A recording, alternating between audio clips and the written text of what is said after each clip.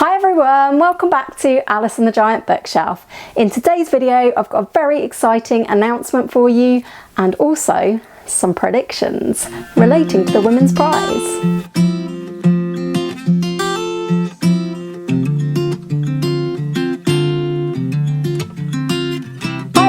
Welcome back to my channel, or welcome if you are new.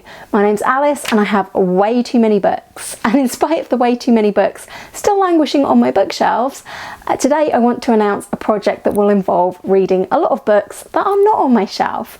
And this project is a collaboration with two fabulous booktubers who you should absolutely go and check out their channels and their announcements immediately, and that is Gemma from Gemma Books and Charlie from Charlie Book Reads. And this is a read-along that we are announcing today, and the read-along is related to the Women's Prize. Now, none of the three of us have any affiliation with the Women's Prize for Fiction. We just really enjoyed reading books from this prize last year. In honour of that, we have decided to host the Women's Prize Plod-Along. And what is a Plod-Along, I hear you ask? Well, we came up with the Plod-Along when we decided we really want to attempt to read lots of the books on the Women's Prize list, which of course we don't know what they will be yet. But one of our most anticipated events for the bookish year is coming up on March the 7th, and that will be the announcement of the Women's Prize for Fiction long list. So our Plod-Along is going to run alongside the Women's Prize this year, and the idea of plodding along came from the fact that we were talking about wanting to host reading sprints to help anyone who wanted to join in read some of these books and also to chat about them every week. So every week during the Women's Prize season we will be hosting a new type of reading sprints, and the title of Plods came about because we were talking about how reading sprints didn't really accurately describe what we were doing as we all feel that we read a bit more slowly than that and like to read for enjoyment, not to read a certain amount of pages. So we came up with Plods, the slower version of sprints. So every week during the Women's Prize we will be hosting, between the three of us, some reading plods and chatting about the prize and the books we're reading for it. And in the course of this, we also hope to have some special guests to come and discuss these books with us. The Women's Prize Plod-Along, read-along, will be starting at the same time as the Women's Prize for Fiction on March the 7th with a very special live show here on my channel, which will be a reaction to and discussion of the long list. This live show will come after the announcement by the Women's Prize for Fiction, and it will be probably that evening to talk about it and also to give us enough time to try and request some of the books from our libraries and so on. So we hope you will join us for that, and there will be more details on our community tabs nearer the time. And following up on that, there will of course be reactions to the shortlist and to the winner on Gemma and Charlie's channels. So we would love for you to come and join us, read some Women's Prize books. Doesn't matter how many you want to read. Maybe you want to read the long list, maybe you just want to read the short list. Maybe there's just a couple of books on the list that grab your fancy. Whatever you want to do, this is going to be a very casual and low-key read-along just to chat about the Women's Prize really. So yes, feel free to join in with us at any point. The second part of this video today is going to be some predictions, and I had absolutely no intention at the beginning of this year of making any sort of predictions about what might appear on the Women's Prize for Fiction long list, because I don't feel I have any qualification to do this. So caveats before we start: I do not know, obviously, what will be on this list. This is only my second year of following the Women's Prize, and it has only come about because I enjoyed following the Women's Prize last year and because Gem and Charlie have said that I should make predictions. So predictions we will have, but my second caveat is that I have actually not read any of these books that I am predicting to be on the long list. And my final caveat is that my list would be what happens if the judges this year go for an overarching theme of weird, apocalyptic, dark and crimey, which we know they probably won't, but I may well have, when doing my research, got too carried away with the apocalyptic, crimey books that I like the sound of. So here we go. Some of this is more of a wish list, some of it is a prediction, and if I get a single one right, I will be very surprised. So on the 7th of March, the Women's Prize will announce a long list of 16 books. So I'm going to be sharing with you 16 books that could possibly stand an outside chance of being on this list. The only real criteria for the Women's Prize is that obviously the books are written by women and they have to be published between the 1st of April 2022 and the 31st of March 2023. So some of these books may not even yet be out. Starting off with 3 big hitters who I think could appear on this list. Possibly not all 3 of them, but I've decided to include all 3 of them because I think all 3 stand a great chance of getting on this list. So number 1 is the 2010 winner Barbara Kingsolver with her latest book, Demon Copperhead. I don't know all that much about Demon Copperhead, but I really want to read it because I've heard that it is a retelling of sorts of David Copperfield, and I just think this sounds like a really intriguing book, which I definitely want to get to regardless of whether it makes this list. My second big hitter prediction is of course the wonderful Maggie O'Farrell, who won in 2020 with her brilliant work of historical fiction, Hamnet. And I think that Maggie O'Farrell's latest work of historical fiction, The Marriage Portrait, set in Renaissance Italy, stands a very, very good chance of appearing on the long list. My third big hitter has never won the Women's Prize. She has won the Costa Prize 3 times, and I think it's her time to get a Women's Prize under her belt. And that is Kate Atkinson with Shrines of Gaiety. I've predicted Kate Atkinson for this long list because I just think I have never read a bad book by Kate Atkinson. I've enjoyed everything I've read by her, whether that be genre fiction or literary fiction. Her latest work, Shrines of Gaiety, is another work of historical fiction, and I believe this one is set in the 1920s in London, and I'm really looking forward to reading this as well. With the big hitters out of the way, I also have 5 other authors who do have a bit of previous with prizes and such. So first of all, the next book I want to mention is Birnam Wood by Eleanor Catton. Eleanor Catton won the Booker in 2013 with her epic tome, The Luminaries, which I have never read. And this one, Birnam Wood, is about a guerrilla gardening group. It's about natural disaster and it's billed as a bit of a psychological thriller. Now that is a book that I want to read and I would love to see it on the Women's Prize for Fiction list. My next author with a bit of previous is Rebecca Makkai. She has a new book out called I Have Some Questions for You, which I think has only just come out. And Rebecca Makkai was a finalist for the Pulitzer and the National Book Award with The Great Believers, her previous book.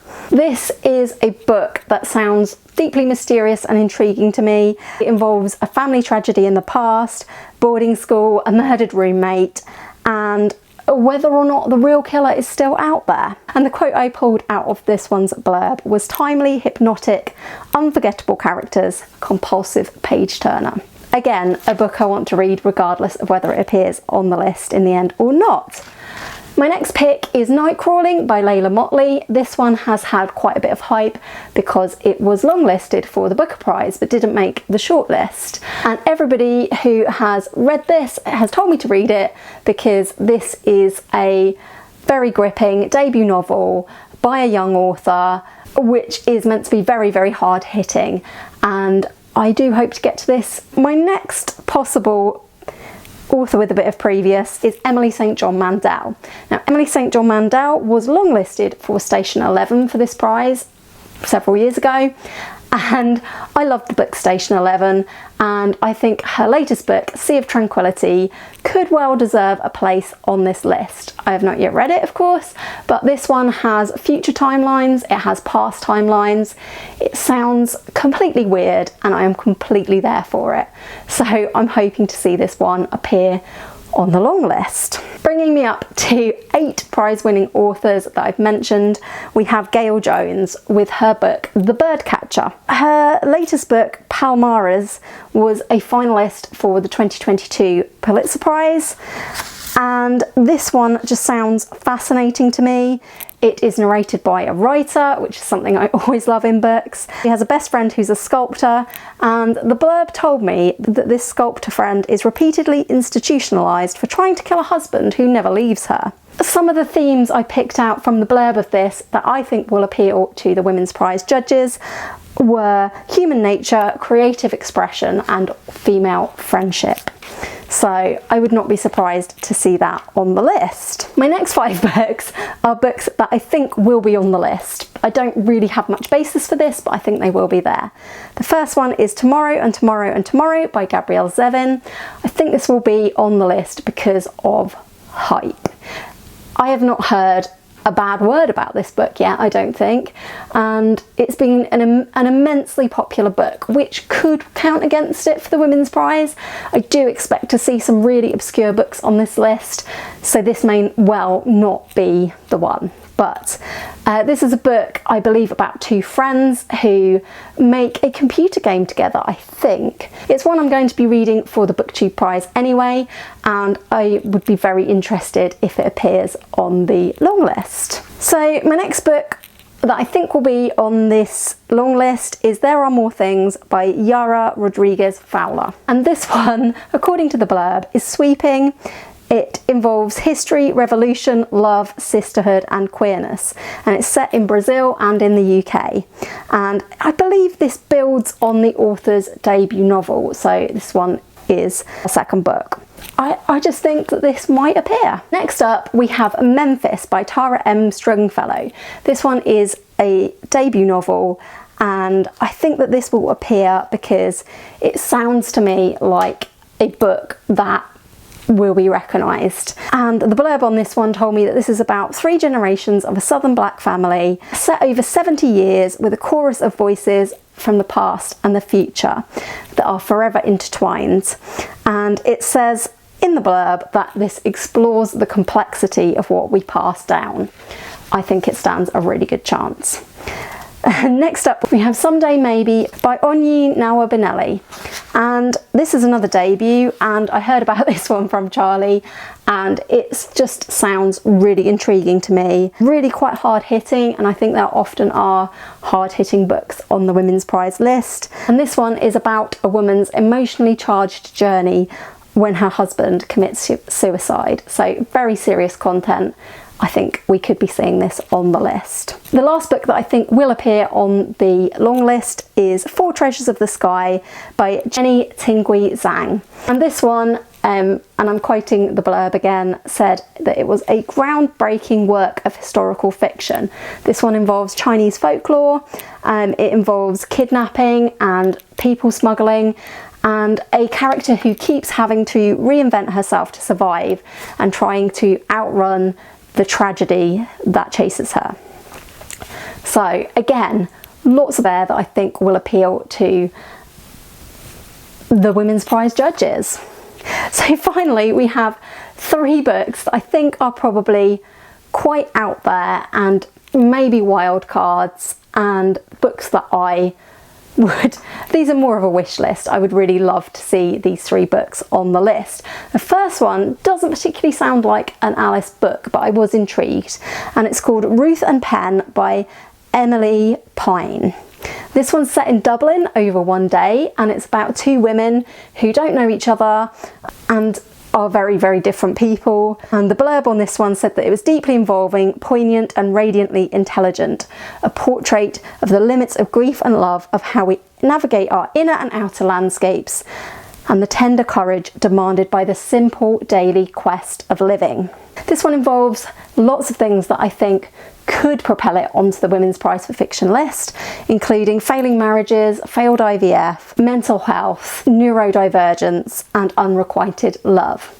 So maybe we will see that on the long list, I don't know. My last two are very much books that I really want to read and I would love to see on the long list, but who knows if they will be chosen.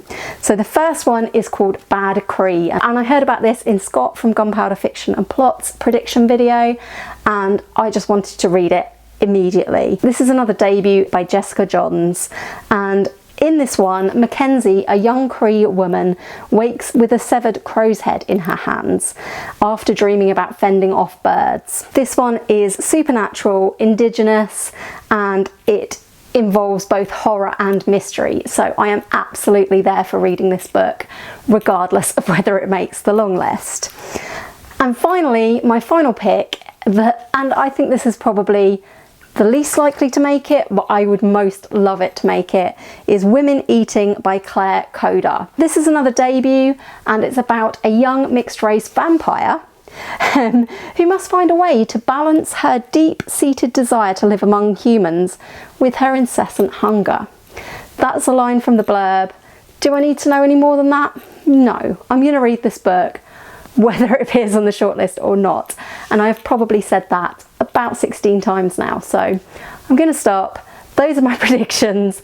Those are 16 books that maybe have an outside chance of being on the Women's Prize for Fiction radar. That is my attempt at predicting the long list. We will see.